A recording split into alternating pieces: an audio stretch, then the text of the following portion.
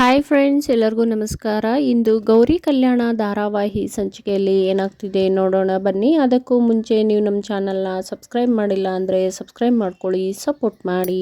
ವಿವೇಕ್ ಮತ್ತೆ ಗೌರಿ ಅವ್ರ ತವ್ರ ಮನೆಗೆ ಅಂತ ಕರ್ಕೊಂಡು ಹೋಗ್ತಿರ್ತಾನೆ. ವಿವೇಕ್ ಹೇಗಾದರೂ ಮಾಡಿ ಮೋನಿಕಾನ ಬಚ್ಚಿಟ್ಟಿದ್ದಾಳೆ, ಅವಳನ್ನು ಕಂಡಿಡಿದು ಈ ಸುಳ್ಳು ಮದುವೆಯಿಂದ ಬಿಡುಗಡೆ ಪಡಿಬೇಕು ಅಂತ ಮನಸ್ಸಲ್ಲೇ ಯೋಚನೆ ಮಾಡಿಕೊಂಡು ಗೌರಿನ ಅವ್ರ ತವ್ರ ಮನೆಗೆ ಅಂತ ಕರ್ಕೊಂಡು ಹೋಗ್ತಾ ಇರ್ತಾನೆ. ಹಾಗೆ ದಾರಿನಲ್ಲಿ ಇಬ್ಬರು ಕೋಳಿ ಜಗಳ ಮಾಡ್ತಾ ಕಿತ್ತಾಡ್ಕೊಂಡೇ ಹೋಗ್ತಾ ಇರ್ತಾರೆ. ಅದಕ್ಕೆ ನೀನು ಪ್ರತಿದಿನ ಇಷ್ಟೊಂದು ನಾಟಕ ಎಲ್ಲ ಮಾಡ್ಬೋದು, ಹಾಗಂತ ನಾನು ಮಾಡಬಾರ್ದಾ? ಎಲ್ಲರ ಕಣ್ಣಲ್ಲಿ ನೀನೇ ಒಳ್ಳೆಯವಳಾಗಿ ನನ್ನನ್ನು ಮಾತ್ರ ಯಾಕೆ ವಿಲನ್ ಮಾಡ್ತಾ ಇರೋದು? ಅದಕ್ಕೋಸ್ಕರನೇ ನಾನು ಈ ನಾಟಕ ಮಾಡಿರೋದು ಅಂದ ತಕ್ಷಣ, ಓಹೋ, ನಾವು ನಟಿ ಆದರೆ ನೀವು ಕೂಡ ನಟನೆ ಅಂದಂಗಾಯಿತು ಅಂತ ಕಾಲು ಎಳ್ಕೊಂಡು ಇಬ್ಬರು ಕಿತ್ತಾಡ್ತಾ ಇರ್ತಾರೆ. ನಂತರ ಈಗೆಲ್ಲ ಅಂದ್ಕೊಂಡು ನಾನು ನಿನ್ಗೆ ಹತ್ರ ಆಗ್ತೀನಿ, ಪ್ರೀತಿ ಮಾಡ್ತೀನಿ ಅಂತೆಲ್ಲ ಅನ್ಕೋಬೇಡ ಅನ್ನೋಷ್ಟರಲ್ಲೇ ನಿಲ್ಲಿಸಿ ಅಂತ ಹೇಳ್ತಾಳೆ. ಅಷ್ಟರಲ್ಲೇ ಸಿಗ್ನಲ್ ಕೂಡ ಬಿದ್ದಿರುತ್ತೆ. ಆಗ ಹೂದವರು ಬಂದ್ಬಿಟ್ಟು, ಹೂ ತಗೊಳ್ಳಿ ಅಣ್ಣ, ಹೊಸ್ದಾಗಿ ಮದುವೆ ಆಗಿದ್ದೀರಾ ಅಂತ ಹೇಳಿದಾಗ ಬೇಡ ಅಂತ ಹೇಳ್ತಿರ್ತಾನೆ. ಅಯ್ಯೋ, ಜುಗ್ರೆಲ್ಲ ಎಲ್ಲಮ್ಮ ಕೊಡಿಸ್ತಾರೆ ಅಂತ ಕಾಲು ಎಳಿತಾ ಇರ್ತಾಳೆ. ಅವರು ಕಾಂತಲಕ್ಷ್ಮಿಗೆ ಫೋನ್ ಮಾಡಿಬಿಟ್ಟು ನಿಮ್ಮ ಮಗಳು ಮತ್ತೆ ಅಳಿಯ ನಿಮ್ಮ ಮನೆಗೆ ಬರ್ತಾ ಇದ್ದಾರೆ ಅಂತ ಹೇಳಿದ ತಕ್ಷಣ ಕಾಂತಲಕ್ಷ್ಮಿಗೆ ಸಿಕ್ಕಾಪಟ್ಟೆ ಖುಷಿನೂ ಆಗುತ್ತೆ, ಜೊತೆಗೆ ಶಾಕು ಆಗುತ್ತೆ. ಆಗ ಇಲ್ಲ, ನಮ್ಮ ಅಜ್ಜ ಅಜ್ಜಿ ಅವ್ರಿಗೆ ಆದೇಶ ಕೊಟ್ಟಿರೋದ್ರಿಂದ ಅತ್ತಿಗೆನ ಅಣ್ಣ ಮನೆಗೆ ಕರ್ಕೊಂಡು ಬರ್ತಾ ಇದ್ದಾನೆ, ಈ ವಿಷಯ ಹೇಳಬೇಕು ಅಂತಲೇ ನಾನು ಕರೆ ಮಾಡಿರೋದು ಅಂತ ಹೇಳಿದಾಗ ತುಂಬ ಖುಷಿ ಆಗ್ತಾ ಇದೆ, ನನ್ನ ಕಾಲು ನೆಲದ ಮೇಲೆ ನಿಲ್ತಾ ಇಲ್ಲ ಅಂದಾಗ, ಆಯಿತು ನೀವು ಖುಷಿ ಪಡಿ, ಸಂಭ್ರಮ ಪಡಿ, ಆದರೆ ನಾನು ಫೋನ್ ಮಾಡಿದ್ದೀನಿ ಅಂತ ಹೇಳಬೇಡಿ ಅಂತ ಹೇಳಿ ಫೋನ್ ಇಡ್ತಾನೆ.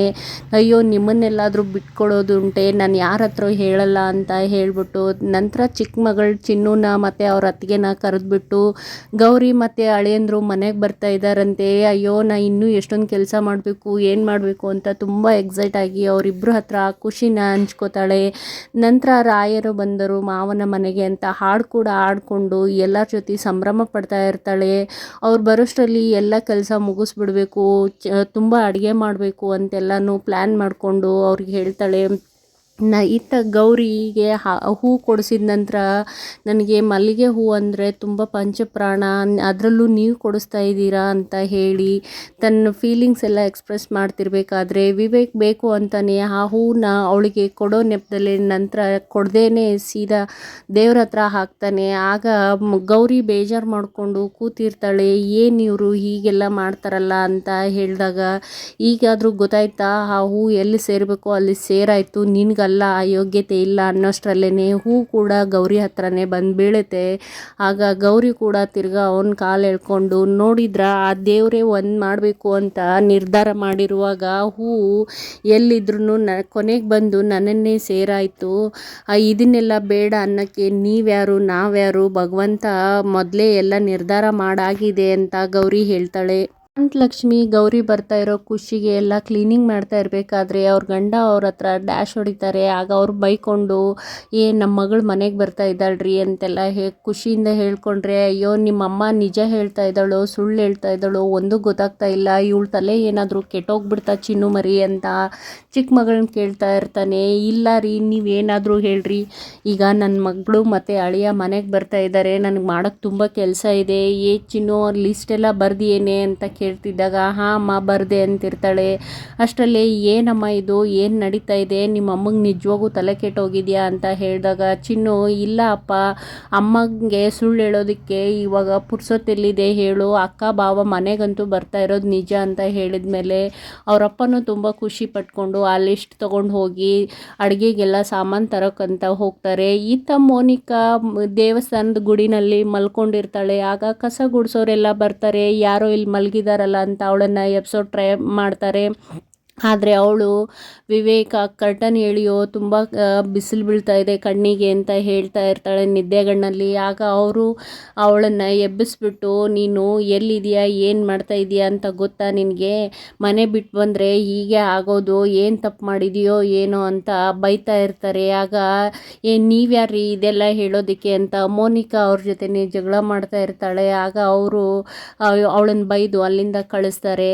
ಇತ್ತ ಮನೆಯಲ್ಲಿ ಕ್ಲೀನಿಂಗ್ ಎಲ್ಲ ಮಾಡಬೇಕಾದ್ರೆ ಮೋನಿಕಾನ್ ಫೋಟೋ ನೋಡ್ಬಿಟ್ಟು ಕಾಂತಲಕ್ಷ್ಮಿ ತುಂಬ ಬೇಜಾರು ಮಾಡಿಕೊಂಡು ಅವಳೇ ನಮ್ಮ ಪಾಲಿಗೆ ಇಲ್ಲ ಅಂತ ಆದಮೇಲೆ ಅವಳ ಫೋಟೋ ಇನ್ನೂ ನಮ್ಮ ಮನೆಯಲ್ಲಿ ಏನು ಮಾಡ್ತಾ ಇದೆ ಅಂತ ಗೋಡೆ ಮೇಲಿರೋ ಫೋಟೋನ ಮತ್ತು ಅವಳ ಬಟ್ಟೆನ ಎಲ್ಲನೂ ತೊಗೊಬಂದ್ಬಿಟ್ಟು ಗಂಟು ಕಟ್ಟಿ ಇದನ್ನೆಲ್ಲ ಕಸದ ಬುಟ್ಟಿಗೆ ಹೋಗಿ ಹಾಕ್ಬಾ ಅಂತ ಕಳಿಸ್ತಾಳೆ.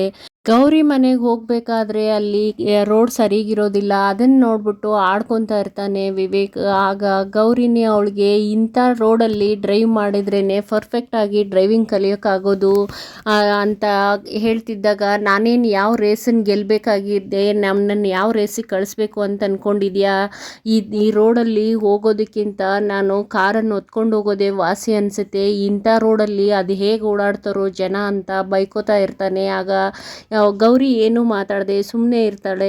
ಮೋನಿಕಾ ಅವನ ಬಾಯ್ ಫ್ರೆಂಡ್ಗೆ ಫೋನ್ ಮಾಡಬೇಕು ಅಂತ ಯೋಚನೆ ಮಾಡ್ತಾಳೆ, ಫೋನ್ ತಗೋತಾಳೆ. ನಂತರ ಅವನು ಹೇಳಿರೋ ಎಲ್ಲ ವಿಚಾರ ನೆನೆಸ್ಕೊಂಡು ಹಾಗೆ ಏನು ಮಾಡೋದು ಅಂತ ಗೊತ್ತಾಗದೆ ನಿಂತಿರ್ಬೇಕಾದ್ರೆ ಪೂಜಾರಿಗಳು ಬಂದು, ನಿನ್ನೆಯಿಂದ ನೀನು ಇಲ್ಲೇ ಇದೆಯೇನಮ್ಮ, ಇನ್ನೂ ಇಲ್ಲೇ ಮಲ್ಕೊಂಡಿದ್ಯಾ, ಇನ್ನೂ ಸ್ನಾನಗೀನ ಆಗಿಲ್ಲ ಅನಿಸುತ್ತೆ, ಮನೆ ಬಿಟ್ಟು ಬಂದಿದ್ಯಾ ಅಂತ ಕೇಳ್ತಾರೆ. ಆಗ ಅವಳು ಏನು ಮಾತಾಡದೆ ಸುಮ್ಮನೆ ಇದ್ದಾಗ, ನಿನ್ನ ಮುಖ ನೋಡಿದರೆ ನನಗೆ ಆಗ ಅನ್ನಿಸ್ತಾ ಇದೆ ಯಾರಿಗೋ ಮೋಸ ಮಾಡೋಕ್ಕೆ ಹೋಗಿ ನೀನೇ ಮೋಸ ಹೋಗಿದ್ಯಾ ಅಂತ ಅನ್ನಿಸ್ತಾ ಇದೆ. ಅದಕ್ಕೆ ಈ ಮೋಸ ಮಾಡಿದವ್ರಿಗೆ, ತಪ್ಪು ಮಾಡಿದವ್ರಿಗೆ ಭಗವಂತ ಕ್ಷಮಿಸ್ತಾನೋ ಇಲ್ವೋ ಗೊತ್ತಿಲ್ಲ, ತಂದೆ ತಾಯಿ ಕ್ಷಮಿಸ್ತಾರೆ, ನೀನು ಅಲ್ಲಿಗೆ ಹೋಗು ಅಂತ ಹೇಳಿದಾಗ ನಾನು ಅಲ್ಲಿಗೆ ಹೋಗಬೇಕು ಅಂತ ಮೋನಿಕಾ ನನ್ನ ತವ್ರ ಮನೆಗೆ ಹೋಗೋದಕ್ಕೆ ರೆಡಿ ಆಗ್ತಾಳೆ. ವಿವೇಕ್ ಮತ್ತು ಗೌರಿ ಅವ್ರ ತವ್ರ ಮನೆಗೆ ಬರ್ತಾರೆ. ಅಲ್ಲೇ ನಿಲ್ಲಿಸಿ ಇದೇ ನಮ್ಮ ಮನೆ ಅಂತ ಹೇಳ್ತಿರ್ಬೇಕಾದ್ರೇ ಕಾರಲ್ಲೇ ಕೂತ್ಕೊಂಡ್ಬಿಟ್ಟು, ನಿಮ್ಮ ಮನೆ ಇದರಲ್ಲಿ ಹೇಗಿರ್ತಾರೋ, ಹೊರಗಡೆಯಿಂದ ನೋಡಿದರೆ ಕಡ್ಡಿಪಟ್ಟಣ ಥರ ಕಾಣಿಸ್ತಾ ಇದೆ, ಇದೇನು ಬಿದ್ದೋಗುತ್ತೋ ಏನೋ ನಾಳೆನೇ ಅಂತ ಆಡ್ಕೊತಾ ಇರ್ತಾನೆ. ಇದೆಲ್ಲ ಕೇಳಿಬಿಟ್ಟು ಗೌರಿಗೆ ತುಂಬ ಕೋಪ ಮಾಡ್ಕೊಂಡಿರ್ತಾಳೆ.